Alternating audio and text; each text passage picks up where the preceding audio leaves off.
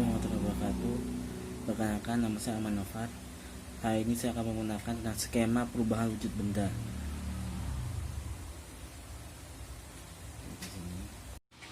Nah, wujud benda itu terdiri atas 3 macam, yaitu gas, padat, dan cair. Masing-masing benda bakal berubah jadi bentuknya sesuai tempat dan kondisi.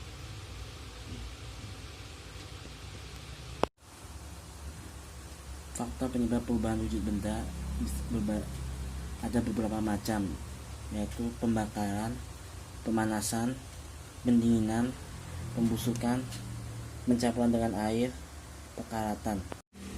Pembakaran dapat menyebabkan terjadi perubahan bentuk, warna, kelenturan dan benda. Contoh: 1. Pasir dibakar berubah warna dan merah.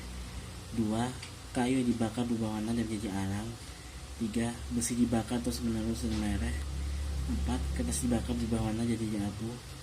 5. Karet dibakar merah dan jadi abu karet. Pemanasan dapat menyebabkan perubahan wujud cair menjadi uap, padat dan cair dan padat menjadi gas. Contoh: air dipanaskan jadi uap air. Es terpengaruh suhu panas berubah menjadi cair. Kapur barus menyublim menjadi gas jika dibiarkan di udara terbuka. Mentega mencair bila dipanaskan. Pendinginan, contoh: uap air berubah menjadi air lagi bila didinginkan. Air bila didinginkan berubah menjadi padat atau menjadi es. Pembusukan disebabkan oleh bakteri pembusuk, dapat menyebabkan perubahan warna, bau, bentuk, dan kekerasan benda. Contoh: ikan, daging, buah, sayur akan membusuk bila dibiarkan di ruang udara terbuka. Pencampuran dengan air, contoh: gula dan garam bila dicampur dengan air dan diaduk akan larut dan tidak terlihat lagi bentuknya. Semen dicampur dengan air akan menjadi padat dan mengeras. Karet bila dimasukkan ke dalam minyak tanah akan bertambah besar dan lunak.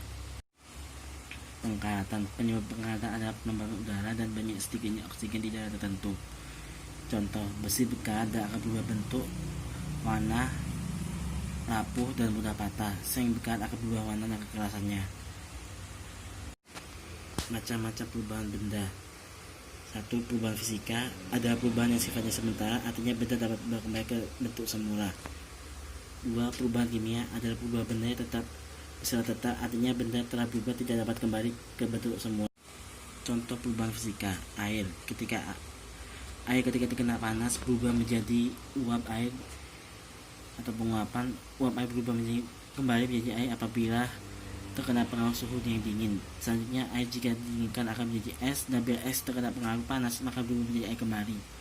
Perubahan ini dapat dilihat pada siklus berikut.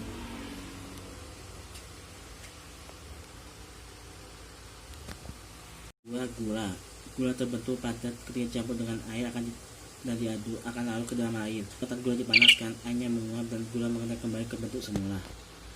3. Garam terbentuk padat ketika dicampur dengan air dan akan diaduk akan larut ke dalam air. Ketika air garam dipanaskan, airnya menguap dan garamnya mengendap kembali ke bentuk semula. Mentega apabila dipanaskan akan berubah menjadi cair, dan bila didinginkan akan berubah bentuk seperti mentega semula.